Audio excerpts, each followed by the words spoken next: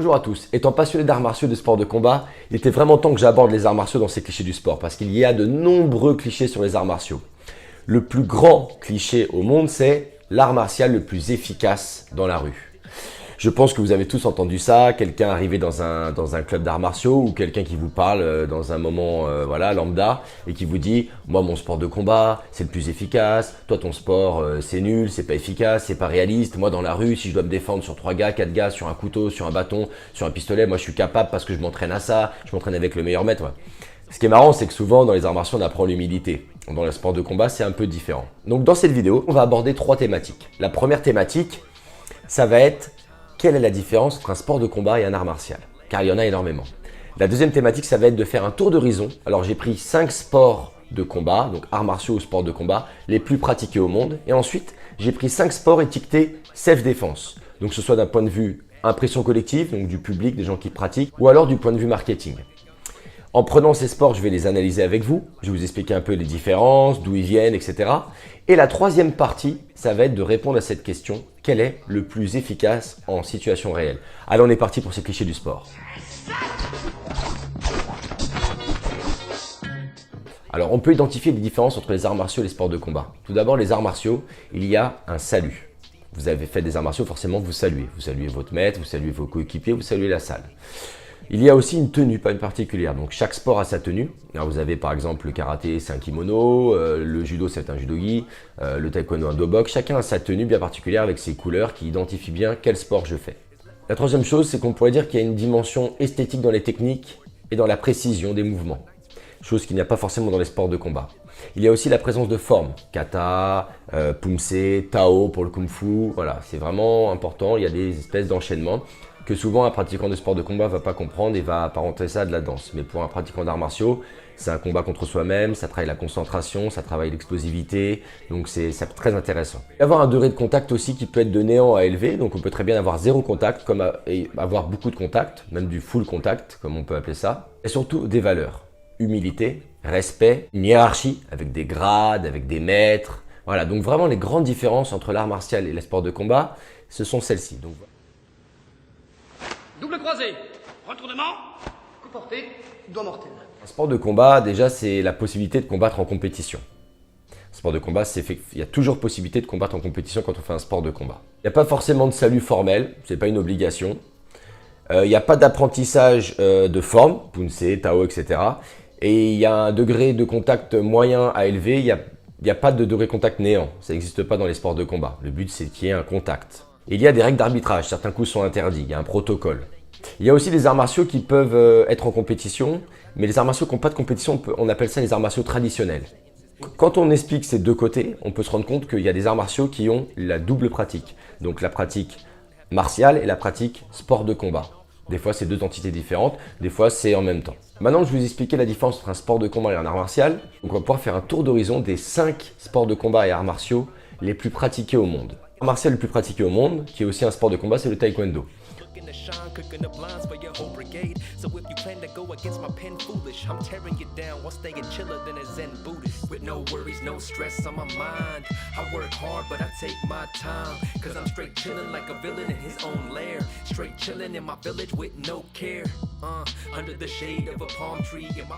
Taekwondo, sport olympique, qui vient de Corée. Donc il y a 2 styles, il y a un style ITF et WTF, en fait c'est 2 fédérations, l'internationale et la mondiale. Ces 2 fédérations proposent un style de taekwondo différent. Le premier, c'est un style de taekwondo très traditionnel, à l'ancienne, où il n'y a pas de protection, où on peut taper au visage avec les coups de poing, où il n'y a pas de balayage, par contre, ni de sol. Mais par contre, c'est beaucoup plus complet dans les techniques utilisées. La deuxième partie, la partie WTF, en combat, elle va être beaucoup plus basée sur la précision, sur la touche et un peu spectaculaire avec beaucoup de coups de pied retournés. C'est celle que vous voyez à la télévision pour les Jeux Olympiques. C'est un taekwondo où il y a moins de technique, c'est beaucoup des coups de pied, énormément. C'est électronique, il y a le vidéo replay, c'est devenu très très moderne maintenant. C'est le sport le plus universel, c'est-à-dire pratiqué par le plus de pays au monde, la plus grande variété de pays au monde. Et l'ITF, par contre, c'est très proche du karaté. Voilà. On va après parler du karaté, mais c'est très proche du karaté. Donc du coup, on peut dire que le taekwondo est efficace d'une partie du sport, la partie traditionnelle. Il y a même une partie self-défense avec des clés, etc. Il y a même de la défense sur couteau, comme on peut voir dans d'autres sports de self-défense. Mais la partie combat va être beaucoup moins réaliste, donc moins adaptable à une situation réelle. Donc voilà ce qu'on peut dire sur le taekwondo. On passe au deuxième sport. Le deuxième sport, c'est le karaté. On the beach where I'm straight chillin', just sitting by the sea, straight chillin' like the breeze. I'm feeling free. I'm feeling free.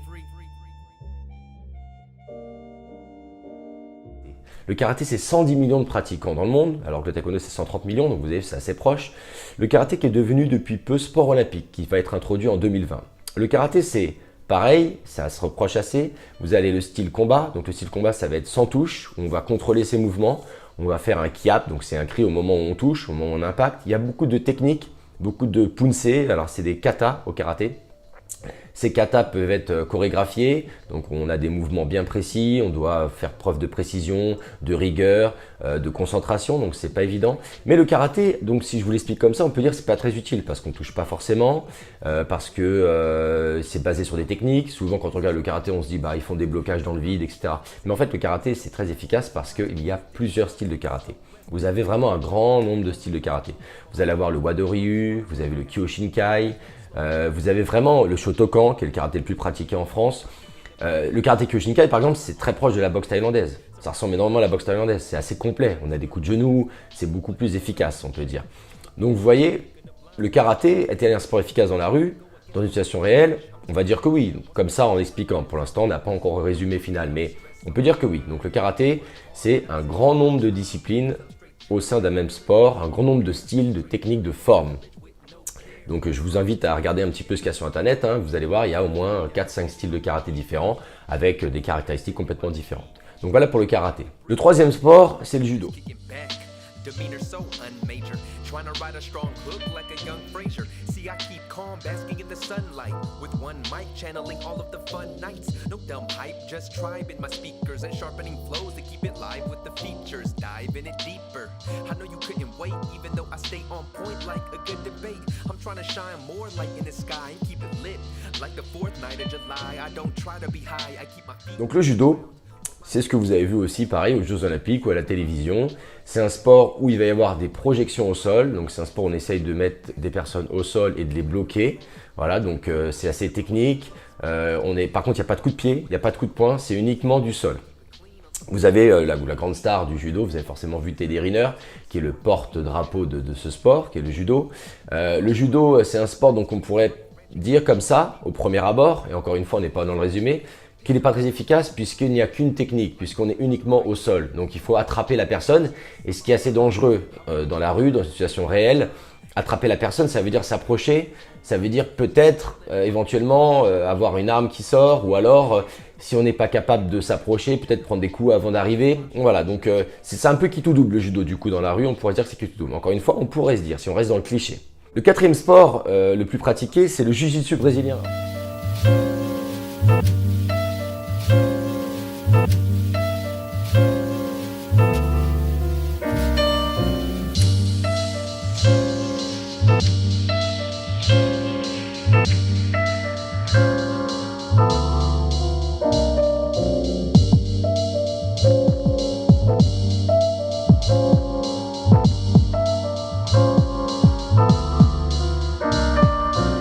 Straight chillin' like the feeling of a horror movie, but ain't killing, just sitting to adore the beauty. So if you sort of Ce qui moody. est marrant, c'est qu'il y a aussi le jiu-jitsu japonais, et ce qui est encore plus drôle, c'est que c'est les Japonais qui l'ont introduit au Brésil. Donc c'est assez drôle, mais maintenant, il est devenu différent, ils l'ont travaillé différemment, les Brésiliens, et c'est un sport où ça va être du sol aussi, comme le judo. On va vite aller au sol, par contre, au judo, il peut y avoir un travail debout, on essaye de saisir, etc. Là, au jiu-jitsu brésilien, ça va se passer très vite au sol. Et arrivé au sol, ça va être vraiment de la soumission, on essaie de faire des clés de jambes, des clés de bras, il va y avoir vraiment des strangulations, des choses qu'on ne voit pas au judo. Donc l'objectif, c'est vraiment que la personne abandonne le combat très rapidement. Donc c'est assez efficace comme style, encore une fois, on peut se rapporter au judo. Le problème, c'est que ça se passe uniquement au sol. Donc pour la même chose que tout à l'heure, on met les mêmes arguments. Ça peut sembler moins efficace dans une situation réelle dans la rue. Mais voilà pour le jiu-jitsu brésilien, qui est un très bon sport. Dernier sport le plus pratiqué au monde, le Kung Fu. On the beach where I'm straight chillin', just sitting by the sea, straight chillin' like the breeze. I'm feeling free, just kicking back. demeanor so unmajor. Trying to ride a strong hook like a young Frazier. See, I keep calm, basking in the sunlight. With one mic, channeling all of the fun nights. No dumb hype, just tribe in my speakers and sharpening flows to keep it live with the features. Dive in it deeper. I know you couldn't wait, even though I stay on point like a good debate. I'm trying to shine more light in the sky and keep it lit. Like the 4th night of July, I don't try to be high, I keep my feet to the ground. Qui n'a pas entendu parler du Kung Fu? Avec les Bruce Lee, alors Bruce Lee il a fait son propre sport par la suite, mais au départ il vient du Kung Fu. Avec Jet Li qui est un représentant du Kung Fu, même Jackie Chan qui à la base faisait le cirque de Pékin, était acrobate et puis s'est mis au Kung Fu et est devenu super fort. Vous avez des films avec Jackie Chan où il vous fait des katas, mais incroyables, hein. Il a un niveau de Kung Fu incroyable. Donc le Kung Fu c'est très chorégraphié, il y a beaucoup de mouvements par rapport aux animaux, il y a une grande spiritualité dans ce sport, donc c'est un art martial, hein, je précise bien que pour l'instant on a cité uniquement des arts martiaux, puisque c'est les plus pratiqués au monde. Donc c'est vraiment un sport très esthétique, vous avez des armes, vous avez des bâtons, vous avez le fameux nunchaku que tout le monde a vu au moins une fois. Mais le Kung Fu, si je vous dis ça, vous dites mais voilà, c'est encore une fois, c'est pas du tout efficace, sauf que le Kung Fu c'est pareil, il y a plusieurs styles, il y a plusieurs formes. Vous allez avoir même des Kung Fu où il va y avoir du combat réel. Du Kung Fu, vous allez être au sol, vous pouvez même faire des projections. Donc il y a le Sanda, par exemple Kung Fu Sanda, où vous allez pouvoir, voilà, il y a le Wushu qui est différent. Vous êtes beaucoup plus dans le traditionnel, avec des mouvements beaucoup plus ronds et lancés, des katas. Donc vous voyez, si on ne connaît pas tous les styles, on peut croire que c'est pas très efficace. Mais on peut dire que le Kung Fu, c'est un sport qui pourrait sembler efficace en situation réelle. Voilà pour le Kung Fu. Maintenant qu'on a fait un tour des 5 arts martiaux et sports de combat les plus pratiqués au monde, on va parler des sports un peu moins connus pour certains et certains très à la mode, qui sont étiquetés self-défense, donc qui techniquement sont les meilleurs pour gérer une situation réelle dans la rue. Chut! Ferme ton serpent. Merci.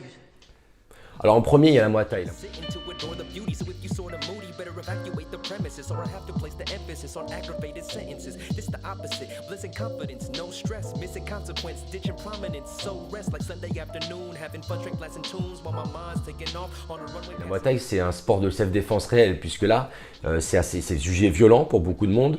On peut utiliser les coudes, les genoux, ça tape fort. Vous avez des combats, vous pouvez aller voir les combats et on voit le petit trailer que je vous ai mis. C'est très, très puissant comme sport. Donc la Muay Thai, c'est un sport de combat et un art martial. Vous avez la partie sport de combat et la partie art martial. En général, c'est pas mélangé. C'est-à-dire vous avez ou Muay Thai traditionnel ou boxe thaïlandaise, où là, le but, c'est juste faire des combats. La Muay Thai, vous allez avoir quand même quelques trucs à apprendre, quelques mouvements à apprendre qui vont être des chorégraphies que vous allez faire avant vos combats pour vous concentrer. Il y a un côté spirituel un peu plus prégnant. Mais quoi qu'il arrive, la boxe thaïlandaise et la Muay Thai, c'est considéré comme des sports très efficaces. Pourquoi? Parce que il y a beaucoup d'impact. Et on a énormément de techniques autorisées, les coups de coude, les coups de genoux et des coups qui font très mal. Donc voilà pourquoi la Muay Thai est considérée comme un sport très utile dans la rue. On verra à la fin que c'est pas forcément vrai. Mais voilà pour la Muay Thai. Deuxième, on a le sport à la mode du moment, le Krav Maga. Le Krav Maga. I'm trying to shine more light in the sky and keep it lit. Like the 4th night of July, I don't try to be high, I keep my feet to the ground. But my head's deep in the clouds, beats and the sounds will vibe to the words of a passionate. Le Krav Maga, ça s'ouvre partout. Il y a des clubs qui s'ouvrent toutes les 2 secondes, des profs qui deviennent profs en une semaine d'entraînement, ils se disent profs. Attention, il y a beaucoup de charlatans dans ce sport malheureusement parce qu'il est en plein développement, comme beaucoup de sports en plein développement. En revanche, le Krav Maga à la base, c'est ni un art martial ni un sport de combat. Et c'est ça qui est un peu délicat. C'est que c'est des techniques militaires uniquement. Donc, des techniques militaires de self-défense. En hébreu, ça veut dire combat rapproché, Krav Maga d'ailleurs. Et en fait, ce n'est pas un sport. Et c'est là où il y a un problème avec le Krav Maga, c'est que c'est des techniques de défense qui peuvent être adaptées pour des gens surentraînés ou très bien entraînés, mais pour des débutants, c'est délicat. Il faut des années d'entraînement pour pouvoir paramétrer, avoir ça rapidement. Donc, comme beaucoup de sports de self-défense qui sont basés sur des clés, sur des soumissions, sur des techniques vraiment où on doit viser à des points vitaux, etc., c'est assez difficile à appréhender. Alors, ils en ont fait un sport pour pouvoir amener des adhérents. Ils ont fait ça aux enfants aussi, etc. Mais c'est assez flou pour le coup. Alors du coup, le Krav Maga, est-ce efficace en situation réelle? Je dirais oui, comme ça. Et on verra à la fin, on fera le résumé à la fin pour expliquer comment je vois les choses. Je dirais oui, mais je dirais aussi non, puisque la promesse est un peu tronquée du coup, parce que c'est un sport pour les militaires à la base. C'est des techniques de militaires. Donc il y a beaucoup de choses qu'ils ont rajoutées pour en faire un sport, qui en fait sont pris de l'aïkido. Vous avez des techniques que vous pouvez retrouver dans beaucoup d'arts martiaux un peu anciens. Et au fait, ils ont fait leur propre sport en essayant de chercher des choses réalistes. Donc c'est une bonne technique de défense. Maintenant, est-ce que c'est la technique la plus efficace? J'en suis pas persuadé. Ensuite, on a le Penchak Silat. But ain't killing just sitting to adore the beauty. So if you sorta moody, better evacuate the premises, or I have to place the emphasis on aggravated sentences. This the opposite, bliss and confidence, no stress, missing consequence, ditching prominence. So rest like Sunday afternoon, having fun, straight blasting tunes while my mind's taking off on a runway passing through. There's no slowing down, you can't stop me. Y'all are weak plotters, chilling but putting in work like Rocky in the meat locker. Speak proper, cause Le Penchak Silat, c'est quasiment la même chose que le Krav Maga. Franchement, vous faites du Penchak et du Krav Maga. La seule différence, c'est qu'il va y avoir des techniques jugées un peu moins réalistes en Penchak, puisque vous allez avoir des coups de pied niveau visage, quelques coups de pied avec des rotations. Et en fait, au Krav, ils préfèrent pas les mettre parce qu'ils veulent être beaucoup plus efficaces, beaucoup plus rapides dans les techniques, éviter les techniques trop longues. Alors que là, au Penchak, il y a des techniques un peu plus longues. Par contre, vous avez les mêmes clés, vous avez les mêmes saisies, vous avez les mêmes soumissions. Ça ressemble énormément au Krav Maga. Donc le Penchak, c'est quasiment la même chose. C'est un sport indonésien. De self-défense aussi, donc étiqueté self-défense. Donc voilà, allez voir un petit peu ce que ça donne sur internet, vous allez mon trailer pour vous faire une idée, mais voilà pour le Penchak Silat. Ensuite, vous avez le moins connu, le Kaju Kendo. speakers and sharpening flows to keep it live with the features. Dive in it deeper. I know you couldn't wait, even though I stay on point like a good debate. I'm trying to shine more light in the sky and keep it lit. Like the 4th night of July, I don't try to be high, I keep my feet to the ground. But my head's deep in the clouds, beats and the sounds will vibe to the words of a passionate MC. Play it in your ride when your gas is on empty. Passing a Bentley with your windows cracked. Try to copy the method of how I spit flows fast. Yo, I rock with the stone verse steady, see? I keep it clean on some don't curse heavy D. All I have to do is let my mental state soar, finding out how to take a gentle way forward. Cause all I want is to see. Alors le Kaju Kendo, c'est un art martial dérivé du Kempo. C'est orienté self-défense et à la base ça avait été créé pour régler les problèmes de délinquance et les problèmes de violence à Hawaï. C'est les Asiatiques qui ont encore ramené ce sport et ça a été après travaillé à Hawaï, ça a été un peu remodelé, mais c'est un sport de défense pure, le Kaju Kendo. C'est pas du tout connu, c'est très peu pratiqué en France, mais voilà, ça se ressemble encore une fois avec tous ces sports-là. Le but du jeu, c'est quoi? C'est de se défendre face à une situation réelle, sans limite de coups, sans réglementation, on y va à fond. Et en général, dans ces sports-là, d'ailleurs, dans les sports que je citais avant aussi, il n'y a pas de compétition. Alors maintenant, ils en font. Parce qu'il faut amener des licenciés, mais à la base ça n'a aucune cohérence puisqu'il devrait y avoir pas de compétition. C'est pas du tout le but de, imaginez-vous, des compétitions où le but c'est de tuer quelqu'un. C'est pas possible. Donc du coup ils ont essayé de faire quelque chose pour amener plus de licenciés. Et pour moi c'est encore une erreur. Ça dénature l'origine de ces sports-là. Alors j'ai pas abordé la dernière chose. On va me dire mais le free fight et le MMA c'est efficace et tout. Sauf que le free fight et le MMA c'est des mélanges de sports. Donc je l'ai pas compté. C'était la mode à un moment donné. C'est un peu moins la mode aujourd'hui. Mais c'était vraiment en général les gens qui font du free fight, ils font de la boxe thaïlandaise, du jiu-jitsu brésilien quoi. Un peu de boxe anglaise certains. Mais c'est tout. C'est très rare qu'en MMA à un moment donné ils avaient mis des pratiquants d'arts martiaux de leur sport. Ils venaient avec leur tenue et tout. Mais au final, ils boxaient tous, ils faisaient tous du sol parce que ça finit toujours au sol un combat en MMA. D'ailleurs, au tout début qu'ils ont lancé le MMA, ceux qui ont fait du jiu-jitsu brésilien, ils arrivaient, ils massacraient tout le monde parce que les autres, ils étaient bons boxeurs, tout ce que tu veux. Sauf qu'à un moment donné, ils arrivaient à se faire saisir, ils se finissaient au sol et ça se terminait. Donc voilà pour la partie Free Fight MMA. Maintenant, on va passer à la partie, je pense, qui vous intéresse tous, le résumé et la réponse à ce fameux cliché, puisque c'est un cliché. Quel est le sport le plus efficace dans la rue ? Retournement, brisure. Tac, petit coup, tac. Tampon. Mon sport est-il le plus efficace dans la rue? Votre sport est-il le plus efficace dans la rue? Est-ce qu'il y a un sport qui me permet de me défendre contre n'importe qui, 4-5 gars? Eh bien, je vous dirais non. Je vous dirais non parce que c'est beaucoup plus compliqué que ça. Il n'y a aucun sport qu'on a annoncé qui prend en compte la psychologie. Regardez, vous faites du Krav Maga, vous n'avez pas de combat. Ça veut dire que vous êtes que dans votre club. Du coup, vous allez affronter des gens de votre club, vous allez apprendre des techniques par cœur. Du coup, vous n'avez pas le côté adrénaline, la peur d'être face à quelqu'un que vous ne connaissez pas en combat. Vous allez faire du taekwondo, vous allez pouvoir avoir cette peur d'aller en combat. Le problème, c'est que vous allez être limité par le nombre de techniques. Et puis, vous allez codifier des mouvements. Et du coup, il a été prouvé par énormément de professionnels des situations de crise, même certaines personnes qui gèrent des personnalités, qui s'occupent de la sécurité intérieure même du pays, il a été prouvé qu'en fait, quand on codifiait des mouvements, à force de faire des arts martiaux, on pouvait être moins efficace dans la rue parce qu'on attendait une réponse précise, on attendait une attaque précise et on avait une réponse préconfigurée dans la tête. Donc du coup, les arts martiaux ne sont pas forcément toujours adaptés à une situation réelle. Dans la rue, vous allez avoir quelqu'un, il va vous faire des coups, mais n'importe comment. Certaines personnes, ils ne savent pas se défendre, donc ils vont faire n'importe quoi. Et c'est justement ce n'importe quoi qui peut être compliqué pour quelqu'un qui a pratiqué les arts martiaux pendant de nombreuses années et qui est habitué aux belles techniques. La chose aussi qui répond à ça, c'est le problème dans la rue, pour se défendre, il y a des lois. Et en fait, c'est très compliqué de se défendre parce que vous allez avoir les grands principes de la défense. Et ces grands principes, c'est quoi? C'est la simultanéité, donc il faut taper en même temps que la personne, la proportionnalité, donc il va falloir taper au même degré. Alors si vous faites des arts martiaux depuis 10 ans, croyez-moi, vous ne tapez pas au même degré, même si vous contrôlez vos coups. Il faut la légitimité, alors c'est encore plus dur à prouver. Vous imaginez la légitimité? Ça veut dire prouver que on s'est fait attaquer et qu'il fallait se défendre. Voilà, donc du coup, ça met à l'encontre de la défense en fin de compte. Et on vend aux gens aujourd'hui, c'est un cliché total de vendre aux gens qu'on peut se défendre avec des techniques simples en s'entraînant une fois par semaine ou 2 fois par semaine. Mais il y a des gens qui s'entraînent pendant 15-20 ans. Moi, je me réfère toujours à l'aïkido, qui est pour moi un sport très efficace en défense. L'aïkido, c'est 10 ans de technique. Pendant 10 ans, vous allez apprendre à faire des clés. Parce que le jour où vous allez avoir à un bras quelqu'un qui va vous attraper pour saisir et faire la clé que vous avez appris, pour avoir le réflexe, mais vous imaginez? Regardez quand vous avez appris à conduire. Quand vous avez appris à conduire au début, vous faisiez attention à tout. Puis il a fallu un nombre d'heures de conduite pour pouvoir être tranquille. Et limite, comme vous marchez dans la rue, vous réfléchissez même plus à ce que vous faites. Ce qui est d'ailleurs dangereux pour le coup. Petit aparté. Mais du coup, il n'y a aucun art martial qui vous permette de vous dire que dans la rue, vous allez vous défendre. Aucun. En revanche, les arts martiaux peuvent vous donner confiance en vous. Et du coup, votre façon d'être dans la rue, pour un agresseur, vous serez un peu moins victime et il est probable que certaines personnes aient peur de vous ou du moins n'osent pas vous attaquer.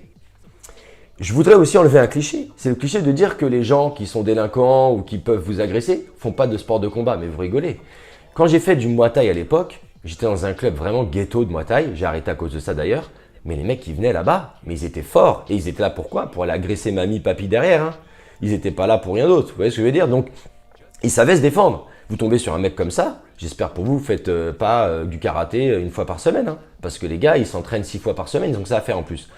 Donc voilà, donc c'est délicat de dire je fais un art martial pour me défendre dans la rue. Ce qu'on peut dire, c'est que je fais un art martial parce que je suis craintif et je veux me sentir mieux.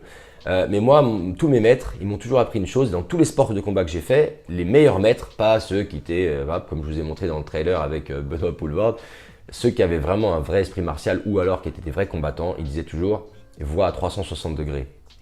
Il faut en fait, quand tu fais des arts martiaux, la différence avec quelqu'un d'autre, c'est que tu es capable d'analyser une situation et de prévoir les risques. Parce que toujours regarder derrière soi quand on marche, analyser des situations de crise, voir est-ce que je m'implique, est-ce que je ne m'implique pas. C'est ça en fait qui va faire qu'on va apprendre à se défendre. Et ça va être l'enseignant. Quelle pédagogie il a? Moi, je vais vous donner une petite anecdote hyper drôle. Un jour, je fais un art martial, c'est du kick-jitsu, et le gars, il était complètement fou. Un prof, mais complètement fou. Le type, il vient, il voit que j'avais fait un autre art martial, il me met sur un air de combat, je tombe sur un de ses élèves, le gars, il veut me massacrer comme ça, et je n'ai jamais fait ce sport, rien du tout. Il a failli me mettre KO en 2 secondes, j'ai fini par réussir à me défendre et tout, et le gars, à la fin du combat, il n'était pas content contre son élève, il lui prend sa ceinture, il veut me la donner. Mais un mec complètement fou, il faisait des pompes sur les poings toutes les 2 secondes, enfin, il était dans un délire pas possible de mégalomanie. Et du coup, ce sport de combat, vous voyez, ça sert à rien. Vous allez faire ça vous apprend quoi? Rien du tout. Je pense aussi que si on veut se défendre dans la rue, il faut se confronter à une agression. Et effectivement, un sport de combat, en compétition, ça peut être très utile pour ça.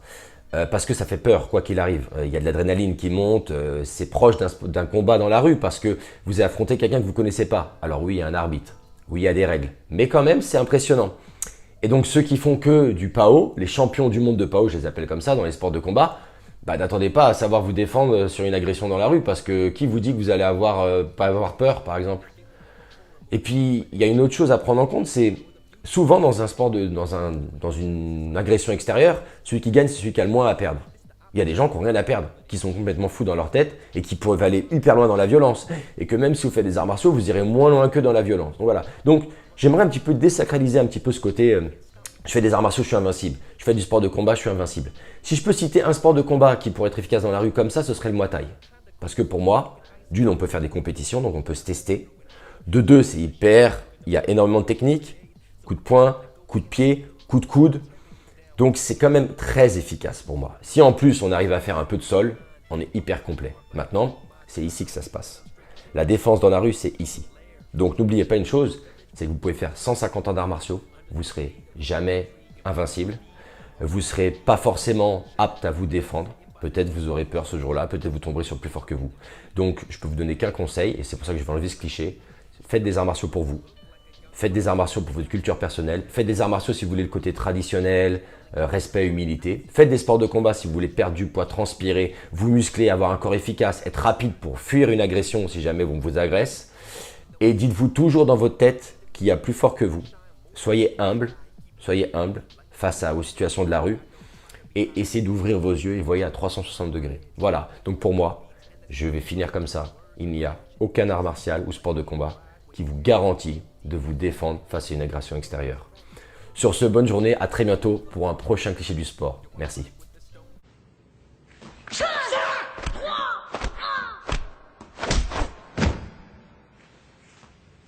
Bon, c'est imprimé? Tree of strife branching out far but deep rooted like the tree of life. See the sights and picture a nice view. We stay chill like pictures of ice cubes with no worries.